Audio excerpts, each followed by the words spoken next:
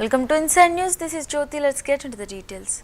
Tripura Chief Minister Dr. Manik Saha attended a state-level seminar held to commemorate the 135th birth anniversary of Dr. B.R. Ambedkar. The event took place at the Ramindra Shatabarashik Bhavan in Agartala, where various discussions and programs were organized to honor the legacy of the prominent social reformer and architect of the Indian Constitution. Tripura Jala Parishader সভাধিপতি in charge Shri Biswajit শীল মহোদয় এখানে স্বাগত ভাষণ আমাদের সামনে রেখেছেন এই জেলার যিনি সম্মানিত ডিএমএন কালেক্টর শ্রী ডক্টর বিশাল কুমার, তাছাড়া এখানে Shri Jayanta Deb, director of welfare of social welfare department, এবং আমার সামনে বিশিষ্ট ব্যক্তিবর্গরা উপস্থিত আছেন।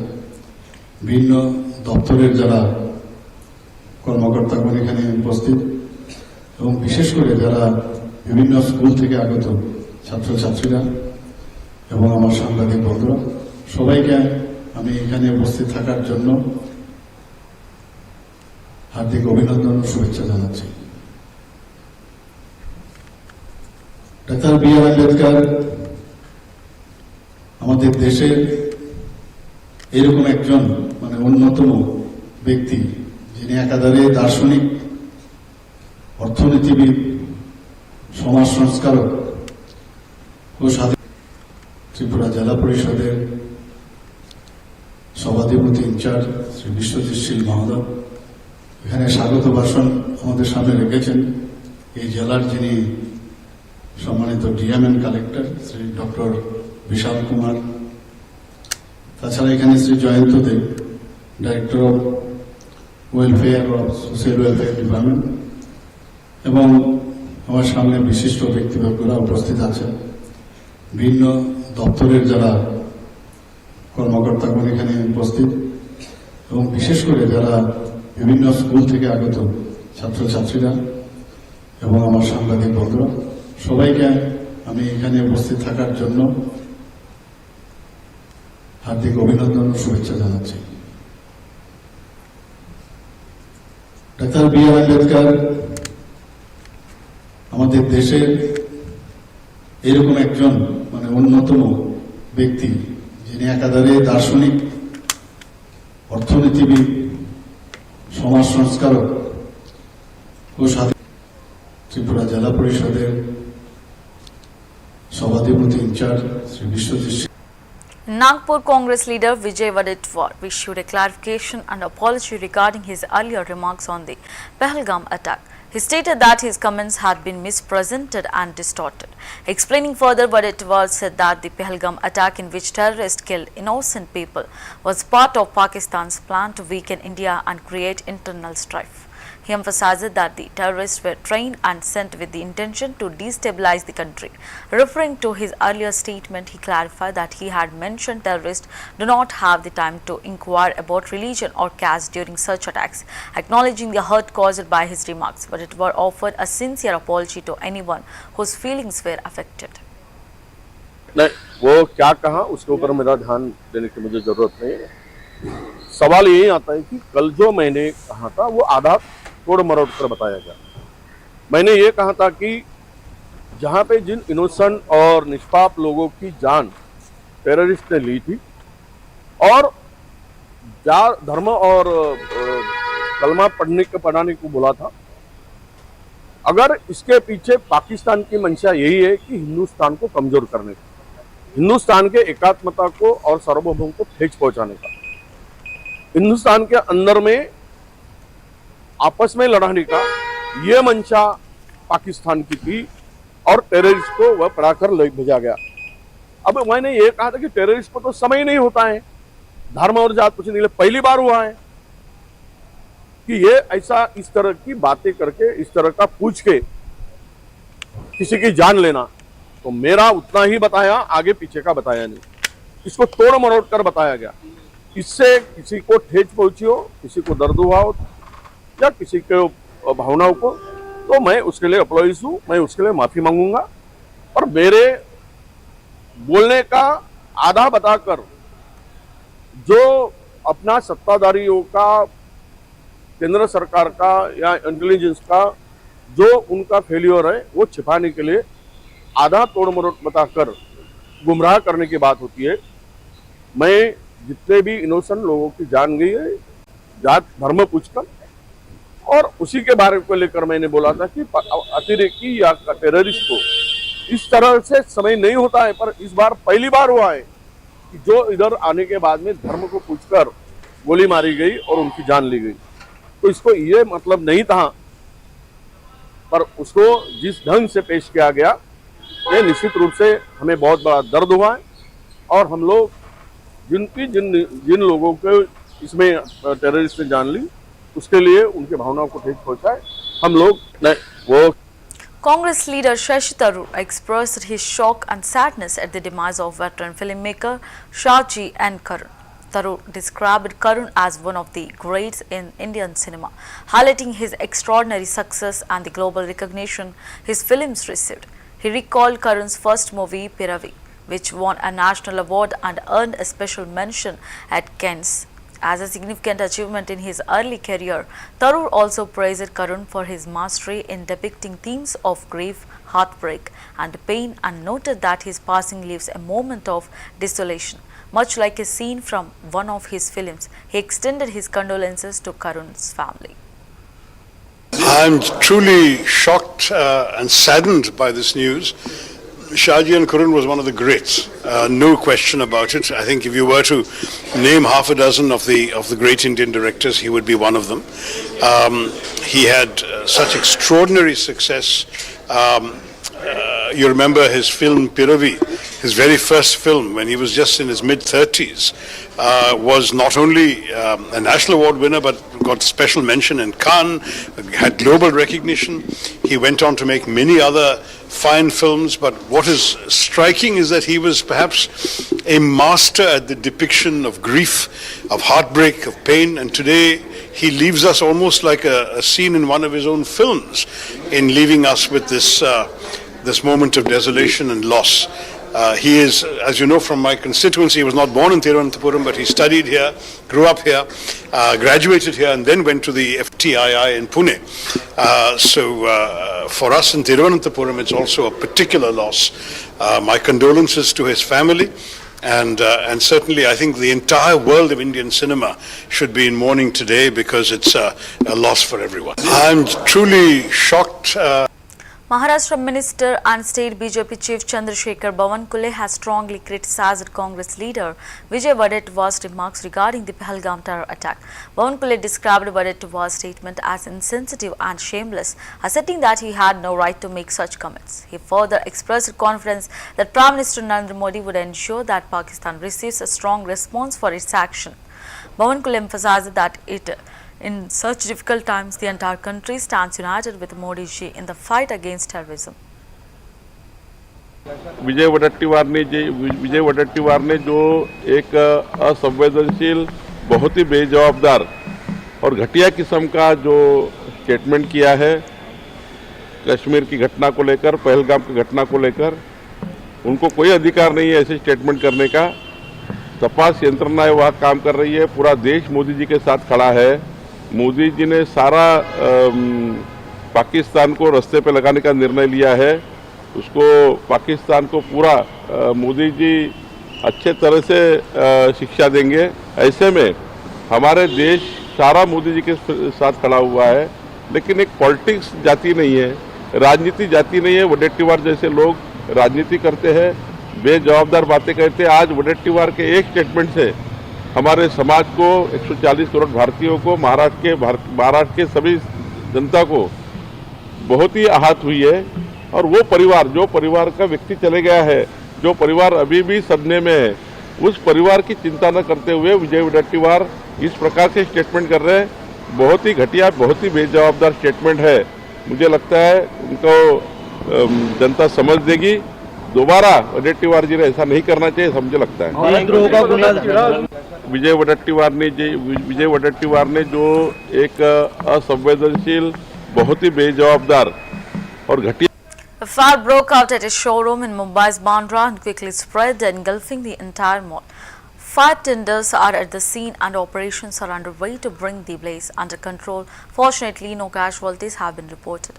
NCP leader Jishan Siddique, commenting on the incident, stated that the fire started from a spark in an electronics showroom located in the basement. He criticized the fire department for failing to control the fire in its early stages, suggesting that it could have been easily managed if the fire officers had been better equipped.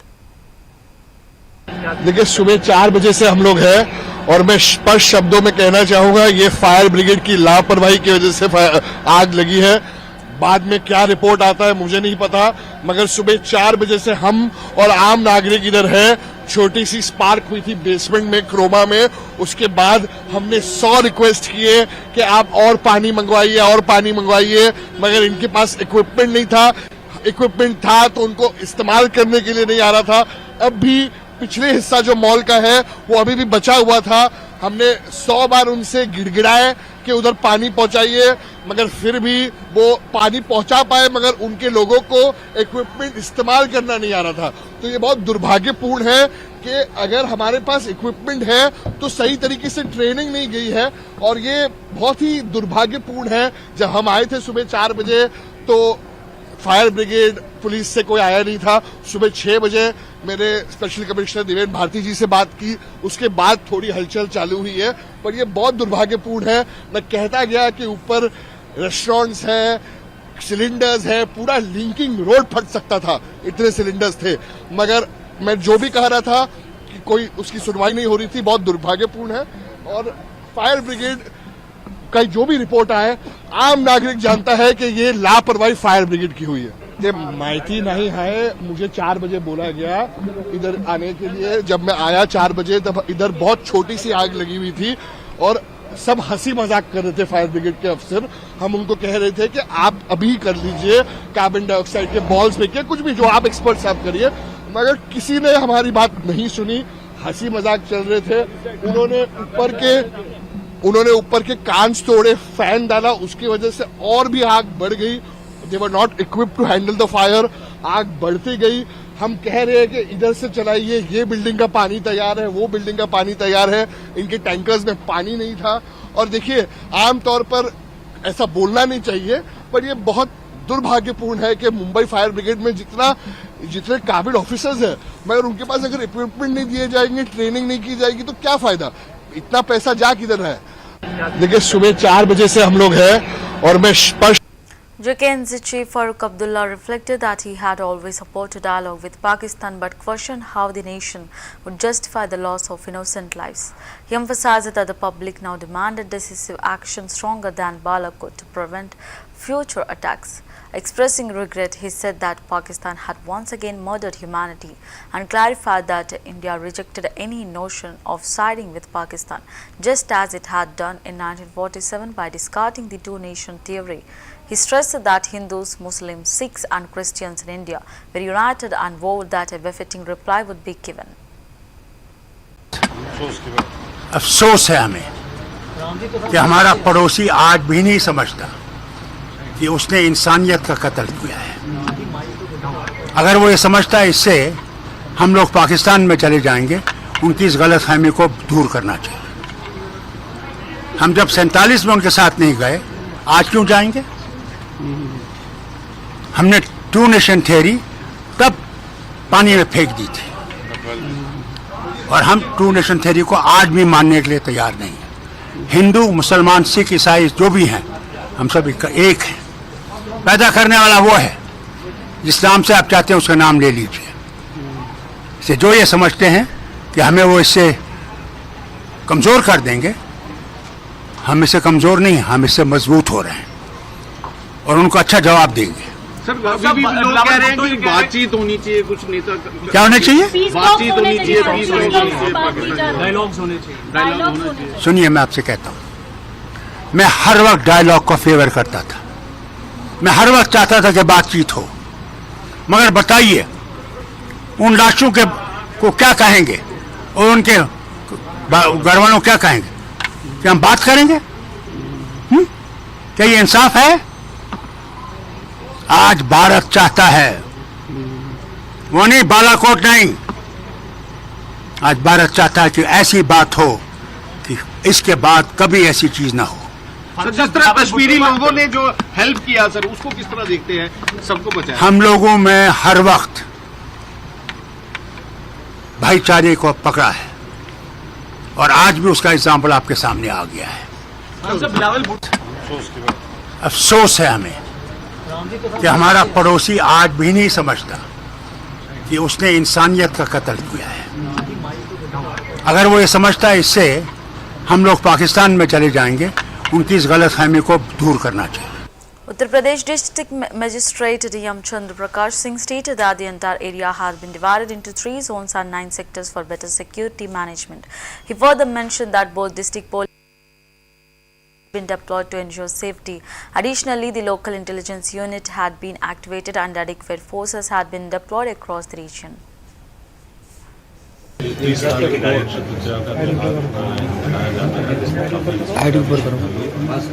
से जनपद के बाहर से प्रदेश के बाहर से आएंगे, जिनके लिए इस पूरे क्षेत्र को 3 जोन में और 9 सेक्टरों में विभाजित करके ड्यूटी लगाई गई है। इसमें जनपदीय पुलिस के अतिरिक्त रेंज और जोन से प्राप्त पुलिस बल को भी स्थापित किया गया है। साथ ही LIU को भी सक्रिय किया गया, PAC को भी डिप्लॉय किया गया। फ्लड PAC विशेष करके यमुना जी के घाटों पर ड्यूटी लगाई गई है और हमें पूरा विश्वास है कि अच्छे तरीके से हम ये हासिल करेंगे। 30 साल के शतुजा का त्यौहार मनाया जाता है, जिसमें काफी जनपद से जनपद के बाहर से प्रदेश के बाहर से आएंगे, जिनके लिए इस पूरे क्षेत्र को 3 जोन में और 9 सेक्टरों में विभाजित करके ड्यूटी लगाई गई है। इसमें जनपदीय पुलिस के अतिरिक्त रेंज और जोन से प्राप्त पुलिस बल को भी स्थापित किया गया है।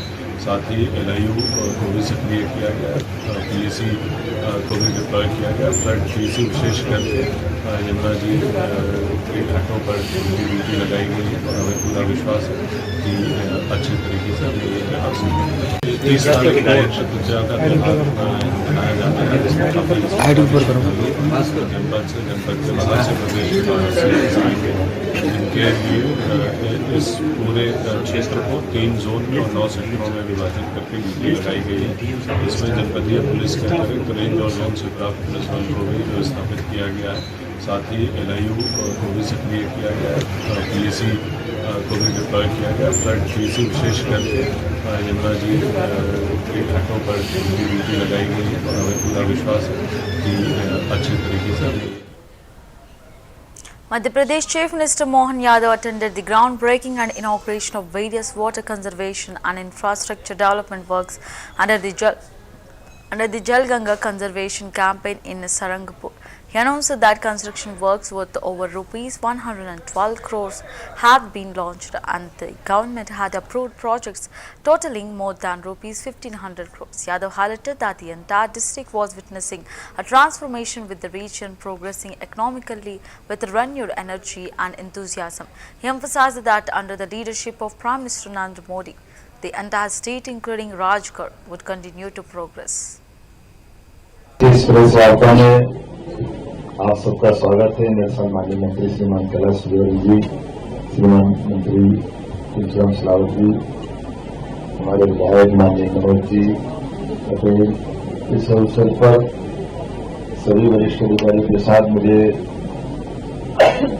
खास करके GIS के 60 दिन भी पूरे नहीं हुए हैं और हमने दोनों तरफ से काम करना चालू किया है कि GIS में जो ऑफर हमको मिले, जो MOU हुए हैं, उनके कामों को धरातल पे उतारना, खास करके अलग अलग सेक्टर पे। GIS में भी ये आज हमने जो इंडस्ट्री कॉन्क्लेव खास करके टेक, खास ये हमारी अपनी सभी प्रकार की पॉलिसियों से लेकर के जितने नीचे प्रकार से काम करना चाहिए, तो जितने प्रपोजल आए साइंस टेक्नोलॉजी डिपार्टमेंट के माध्यम से हमारी इंडस्ट्रियों के 99 प्रस्ताव आए जो MOU हुए थे, उसमें 25% प्रस्तावों का भूमि पूजन या लोकार्पण हुआ। ये वो बात बताती है जिसके प्रति हमारी तत्परता या हमारी गतिशीलता ये अपने आप में परिलक्षित होती है। मुझे इस बात का संतोष है कि इस प्रकार के प्रस्तावों को धरातल पे उतार करके हमारी सरकार ने जो अपने शुरू के संकल्प है कि हम केवल इन सारी बातों को कागजी स्तर पर न रखते हुए नीचे मैदान में यथार्थ में उतारेंगे। उसी के आधार पर आज हमने कई सारे भूमि पूजन लोकार्पण किए।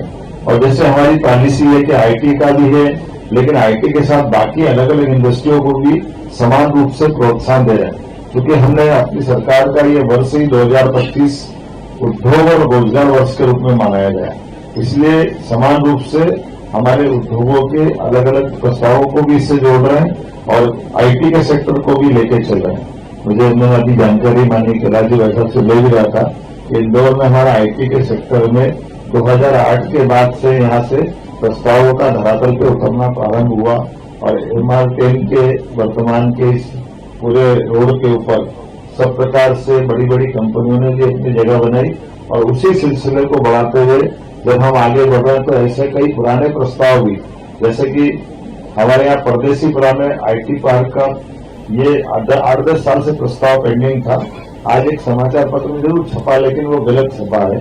मूलतः हमारे विभाग ने पीपीपी मॉडल पे लगभग 250 करोड़ से ज्यादा का इन्वेस्टमेंट इसमें मांगते हुए इसको हमारे इस डिस्पोजल में जोड़ा है, ताकि अब ये बहुत कम समय में बहुत बड़ा पार्क, लगभग 3 एकड़ से बड़ी लैंड का ये पार्क बनकर के तैयार हो जाएगा।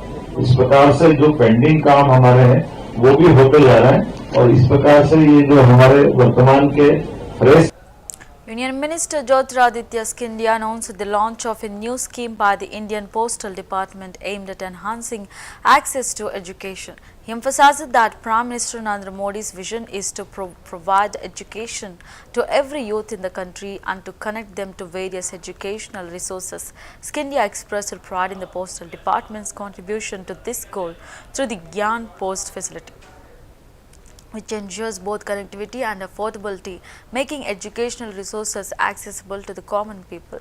He highlighted the extensive reach of the Postal Department with approximately 1.64 lakh points of presence across the country, which will help distribute educational books affordably to every corner of India. नई योजना हमारे भारतीय डाक विभाग के द्वारा प्रायोजित की जा रही है। प्रधानमंत्री नरेंद्र मोदी जी की जो सोच और विचारधारा है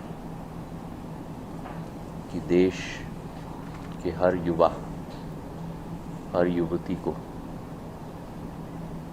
केवल शिक्षा प्रदान न करना, लेकिन शिक्षा प्रदान करने के साथ साथ हर नौजवान को हर शिक्षा के स्रोत के साथ जोड़ कर रखना, उसमें मुझे बड़ा गर्व है कि हमारा डाक विभाग भी अपना योगदान देने के लिए तत्पर है। ज्ञान पोस्ट की सुविधा की सोच और विचारधारा डाक विभाग के द्वारा रखी गई है, जिसके आधार पर केवल जुड़ाव नहीं, लेकिन किफ़ायती साधन ताकि शिक्षा के स्रोत आम जन तक पहुंच पाए और हर व्यक्ति तक पहुंच पाए। और इसके पीछे कारण ये है कि डाक विभाग की जो पहुंच है देश के कोने कोने तक, करीब करीब 1,64,000 हमारे पॉइंट्स ऑफ प्रेजेंस हैं, और इसके साथ एक लॉजिस्टिक्स और डिस्ट्रीब्यूशन चैनल केवल भारत में नहीं, लेकिन मैं मानता हूं कि शायद विश्व में इतना विस्तृत डिस्ट्रीब्यूशन चैनल नहीं होगा जो भारतीय डाक विभाग के पास है। और इसी डिस्ट्रीब्यूशन चैनल के द्वारा ज्ञान पोस्ट की सेवा के आधार पर शिक्षा की किताबें जन जन तक पहुँचे, किफ़ायती रूप से पहुँचे, ये हमारा संकल्प है प्रधानमंत्री जी के नेतृत्व में। 3 तरीके के शिक्षा के स्रोत इस ज्ञान पोस्ट के माध्यम से पहुंचाए जाएंगे। पहला, जो रिकॉग्नाइज्ड शिक्षा की बॉडीज़ हैं उनके द्वारा जो लिस्टेड किताबें हैं, चाहे सिलेबाई में हो या पेडागॉजी के थ्रू हो, नई योजना हमारे भारतीय डाक। Congress MLA Govind Singh Dotsara expressed his concerns regarding the current state of affairs in country, highlighting issues like speeches, corruption and fascism. He mentioned that these reasons led the All India Congress Committee (AICC) to decide to organize the Samvidhan Bachao rally. Regarding the recent terror attack in Pahalgam, he questioned the government about the security lapse, asking who was responsible and what measures had been taken to prevent similar incidents in the future. He also criticized the ongoing political statements on water issues, urging the government to take concrete action rather than engage in theatrical discussions. Dotsara stated that if the government takes action to ensure justice, the Congress party would offer its support. भ्रष्टाचार करना ये सारा इस देश में चल रहा है, तो इसके खिलाफ जो रैली है ये अखिल भारतीय कांग्रेस कमेटी ने आह्वान किया है कि हमको संविधान को बचाना है और संविधान बचेगा तभी लोकतंत्र बचेगा, नहीं तो लोकतंत्र भी खत्म हो जाएगा। पहलगाम में जिस तरह से विपक्षी एकजुटता दिखी है, उसको देखते हुए क्या नहीं, देखिए विपक्षी एकजुटता तो थी, आगे भी रहेगी, लेकिन सवाल यह है कि ये कैसे चूक हुई और उस चूक का जिम्मेदार कौन है और आगे दोबारा इस तरह की पुनरावृत्ति नहीं हो, इसके लिए क्या ठोस कदम सरकार ने उठाए हैं, ये अभी तक क्लियर नहीं कर पाई है सरकार। जो करना चाहिए, देश का हर नागरिक जानना चाहता है कि ये चूक कैसे हुई और इस चूक का बदला कैसे लोगे। केवल बयानों से बदला नहीं लिया जाएगा।